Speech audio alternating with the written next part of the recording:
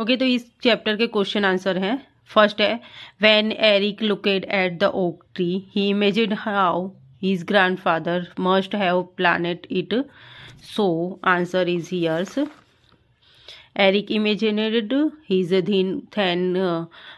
think grandpa leaning over a hole in the ground, a bucket by his side, with the spelling in it, gently painting the earth. Eric know that his grandpas would have finished the job neatly and then brought over his lawn chair to sit and admire his work for a time. Next question है, what was the Eric looking for when the rolled over the bottom of the tree? Did he find it? The he was answer है, he was looking for a peg in the tree at the palace where he easily started his climb. His reach because he was now in a wheel chair. वो peg लगाता है tree के ऊपर कहीं ताकि ऊपर चढ़ सके, क्लाइंब कर सके, क्योंकि वो उस पे से गिर के व्हील चेयर पे है इसीलिए। नेक्स्ट है, list the steps Eric takes to make his climb possible. Eric hurried a few more peg at a lower heights as the did this his planned his route up the tree. He reached for the first peg and pulled himself off his wheelchair, putting and hand after the other one on the passes. The manager to pull himself up all the way. He then leaned his back against the trunk. He lifted his left leg and then his right leg up. Okay and next है question 4, वो book में से ही direct करते हैं। Question 4 का इस तरीके से है, कहाँ है, ये रहा। Here are a few sentence from the story, read the carefully what to this sentence left choose the best answer where from the given option from then one option can be correct. A, knowing grandpa he would have finished the job neatly. दादाजी ने अपनी job neatly finish की अच्छी तरह से। Then brought over his lawn chair, अपनी lawn में chair लगा के सेट वहाँ पे बैठते। Admire his work for a few hours, smiling and watching the tree grows, जो वहाँ पे बैठ के और ट्री जो ग्रो कर रहा था उसे देखते थे। सो यहाँ पे दिया गया है, Eric had lived with his grandfather for several years, he know his manners well, yes true. Next है, Eric missed his grandfather, yes true, वो अपने दादाजी को मिस करता था जब भी वो लॉन में जाके बैठता था तभी। नेक्स्ट है B, his mother began to cry, she pointed to Eric wheelchair and said that tree is coming down tomorrow and ran from the room. Eric dad just cleared his throat, staggered it. Okay तो यहाँ पे है, Eric's mother was very angry at the tree, yes true. Next है, grandpas would have loved what you did today, mother said she said so because answer तो Eric had saved a tree, true right. Eric had encouraged his mothers climb the tree, yes right. Okay vocabulary linking words. Okay तो हम यहाँ पे देखते हैं linking words, we use them to, कब use करने होते हैं ये लिंकिंग वर्ड जुड़े हुए जो होते हैं, because and as a since.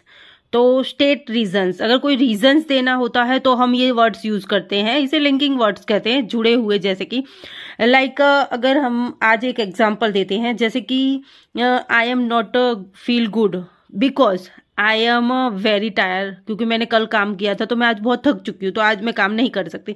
तो यहाँ पे क्या है, रीजन दिया है, तो बिकॉज एज सिंस ये यूज करेंगे। So therefore, explain effect, if unless otherwise, state conditions, कोई कंडीशंस है जैसे, तो हम कहेंगे कि अदरवाइज अगर हम आज राइस नहीं खा सकते हैं तो कल खा लेंगे, तो अदरवाइज यूज कर सकते हैं। स्टेट कंडीशन, क्योंकि आज हमारे पास राइस अवेलेबल नहीं है, सो हम कल खाएंगे, तो स्टेट कंडीशंस में हम ये चीज़ें यूज़ कर सकते हैं।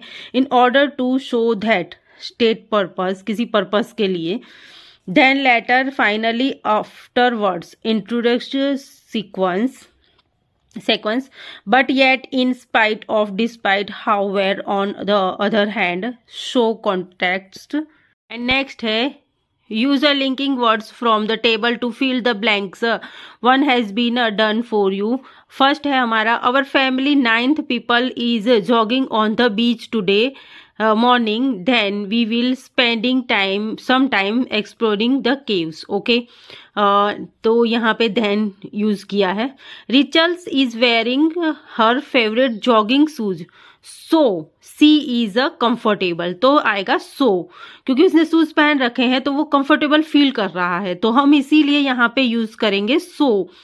नेक्स्ट है हमारा 3, we reach the lighthouse first, we will wait for you, तो आएगा if. Okay, Juhi is only 6 years old, yet she is jogging ahead of everyone. Okay, I have a boat, 2 water bottles, so you don't have to buy waters. Okay, so इसका क्या आएगा, I have a bought 2 water bottles, मेरे पास 2 bottle हैं, तो you don't have a buy water, so इसीलिए मैं दूसरी बॉटल नहीं खरीद रहा हूं, क्योंकि I have already 2 bottles. Okay, it gets too hot, we'll well have to rest under the trees for some time, तो क्या आएगा इफ। ओके, सो नेक्स्ट है, look at the pictures below, write a sentence to describe each of the pictures, remember to use preparation of the palace और movement. Okay, तो ये जो 4 pictures हमें यहाँ पे दी गई हैं, हमें इसका एक्सप्लेन करना है किस तरीके से हम इसके लिए सेंटेंस बनाएंगे और लिखेंगे।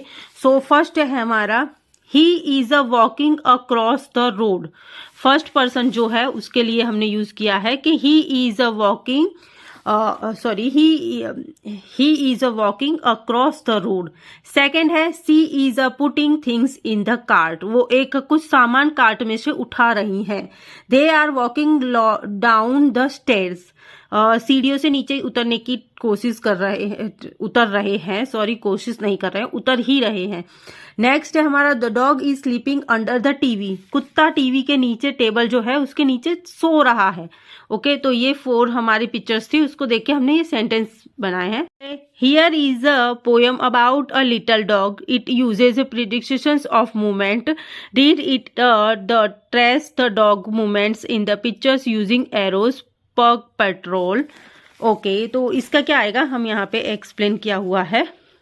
The student have to trace pug patrols. The student have to trace a line from the basket in the left corner of the pictures, moving out of the doors to the force along the tree, around the pond, across the town, then the pound to the potted and the pets. Okay, तो ये था pug patrol के difficult words हैं। Hammer, hammer means लगाना। Climb मतलब ऊपर चढ़ना, चढ़ सके जो पेड़ के ऊपर। फ्लैट मतलब गिरना। मैक्रोलिटी मतलब सोचा नहीं था, अनबिलीवेबल। पैग मतलब स्टेप चढ़ने के लिए। कॉन्सिडर्स दिखाने के लिए।